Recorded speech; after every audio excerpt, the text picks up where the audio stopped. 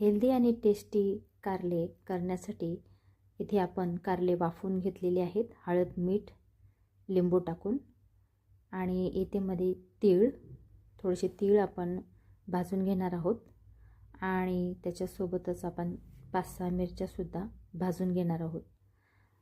अगदी खमंग आणि टेस्टी अशी रेसिपी आहे ही. जास्त मसाला वापरायचा नाही आहे आणि तेवढीच हेल्दी अशी भाजी आहे. आता मिक्सरला हे वाटून घेतलं आहे. जिऱ्याची फोडणी देऊया आपण. यामध्ये एक बारीक चिरलेला कांदासुद्धा टाकणार आहे मी, थोडीशी हळद, एक 7-8 लसणाच्या पाकळ्या त्याचा पेस्ट करून घेतलेली आहे.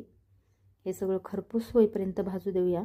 एक बारीक चिरलेला टोमॅटो आपण त्याच्यामध्ये टाकूया आणि आपण जे वाफवून घेतलेले कारले आहेत ते यामध्ये टाकून सर्व एकजिन्नस करून घेऊया. चवीनुसार मीठ टाकूया यामध्ये आणि जे आपण तीळ आणि हिरव्या मिरच्या वाटल्या होत्या ते यामध्ये एकत्र करून घेऊया आणि वरून आपण कोथिंबीर करून सर्व एकजीव करून घेऊया. तयार आहे आपली रेसिपी, साधी, सोपी आणि हेल्दी रेसिपी. चला पटकन सबस्क्राईब करा, लाईक करा.